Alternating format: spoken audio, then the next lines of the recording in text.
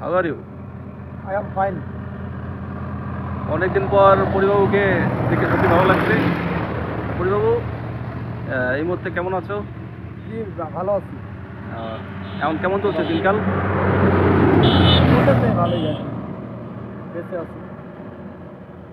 এখন তো তোমার ফেসবুক পেজে ফেসবুক পেজে দেখছি তুমি বিভিন্ন জনকে ওই বস্ত্র বিতরণ করছো, উপহার দিচ্ছ।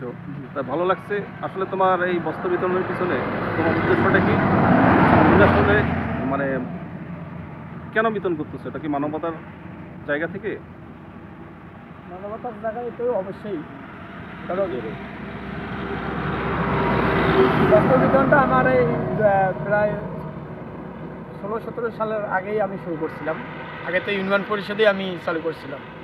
ইউনিয়ন পরিষদের পর যখন দেখলাম যে এইটা একবারে বেশি হয়ে গেছিলো, তখন আমি চিন্তা করলাম আমার সামর্থ্য যদি আমি সময় হলে এই 2025-এ এই কার্যক্রমটা আমি চালু করছি, যে আমার সময় হলে আমার সামর্থ্য অনুযায়ী যতটুকু পারি আমি যে ব্যবসাটা করি। দেখা গেল যে এই ব্যবসাটার কিছু মাল কিনছি চিপস রেটে, তো বিভিন্ন দোকানে যাই, আমি বিভিন্ন শোরুমে যাই, চিপস রেটে কিছু ভালো কাপড় চোপড়, নতুন ঝকঝকা কাপড় চোপড় পাইলে আমি এটা আবার কম রেটে একটু যাতে আমি লাভ করতে পারি এই কাপড়টা কিনে নিই আর কি। দেখা গেলো এই কাপড়গুলোর মধ্যে কিছু পিস বিক্রি হয়েছে, কিছু পিস বিক্রি আমি দেখা গেলো তো করতে লস স্বীকার করতে হয়। যে কাপড়টা আমার অবশিষ্ট থাকে, যে শার্ট আছে, প্যান্ট আছে, গেঞ্জি আছে, এই কাপড়গুলো যখন অবশিষ্ট থাকে, দেখি যে আমি আমার মতো কে অভাবী, কে রাস্তায় ঘাটে পড়ে থাকে, অজ্ঞাত অসহায় বৃদ্ধ বাবা মা, মানসিক ভারসাম্যহীন অসুস্থ শিশু ভাই বোন যারা অনেকে থাকে, রাস্তায় ঘাটে থাকে, হাট বাজারে থাকে, বিভিন্ন বাড়িতে আছে পড়ে, এই চিন্তা ভাবনা করছি যে এনাদের কাছে গেলে হয়তো আমার এই সামর্থ্য যতটুকু আছে এই সামর্থ্যটুকু ওনারা আমার গ্রহণ করবে।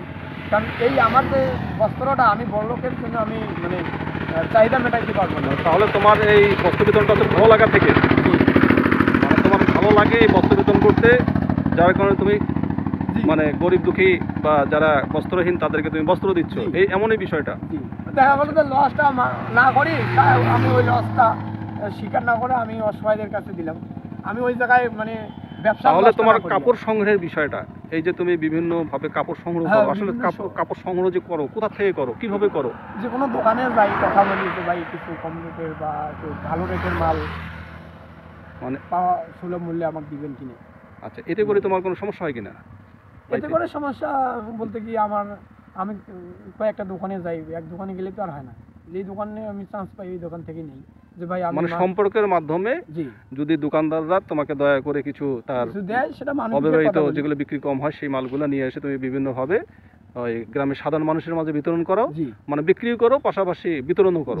আচ্ছা আচ্ছা, যেহেতু আমি ব্যবসা করি, আমারও তো পেট আছে, আমি তো নিজেই গরিব মানুষ। আচ্ছা, তুমি যে বর্তমানে যে ব্যবসাটা করো, এই ব্যবসা দিয়ে কি তোমার সংসার চলে?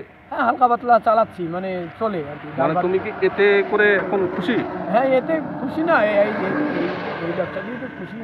আচ্ছা, যাই হোক, আমি আরেকটা বিষয়ে জানতে চাবো, সেটা হচ্ছে যে পরিবাবু, তুমি তো আসলে কন্টেন্ট ক্রিয়েটর হিসাবে আমরা একসময় জানতাম বা সবাই জানি, এখনও তোমার বেশ কিছু পেজ আছে আমরা খেয়াল করি।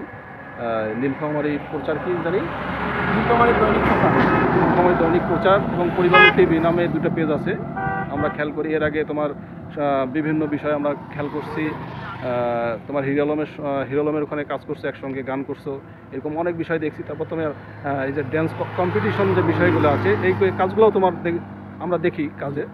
তো তোমার আসলে এই যে কাজগুলো করতে গিয়ে তোমার এত ভালো লাগার কারণটা কি? কীভাবে তোমার মানে তোমার ইচ্ছাটা কি, তুমি কী চাও? আমার ইচ্ছাটা আছে আমি একজন সাধারণ কন্টেন্ট ক্রিয়েটর হব, যাতে আমার ভিডিওগুলো জনগণ দেখে, আজ না হোক কাল দেখবে। আমি সকলের দোয়া আশীর্বাদ চাচ্ছি,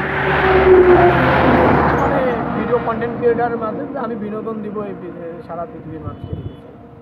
যে আমি বেঁচে থাকতে গেলে আমার একটা বিনোদনের দরকার আছে, আর আমি বিনোদনটা আমি ছোটোবেলা থেকেই পছন্দ করি।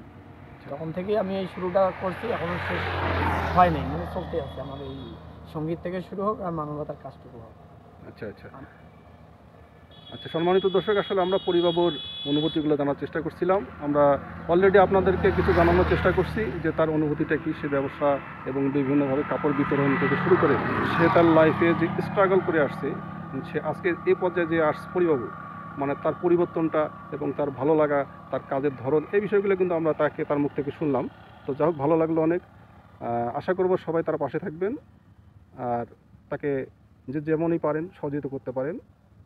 পরিবাবু যেহেতু সে নিজেকে বদলানোর চেষ্টা করছে এবং নিজেকে পরিবর্তন করে করার চেষ্টা করছে, সে তো হয়তো সে ভালো কিছু করতে পারে। এই প্রত্যাশা সকলের কাছে। ভালো থাকবেন।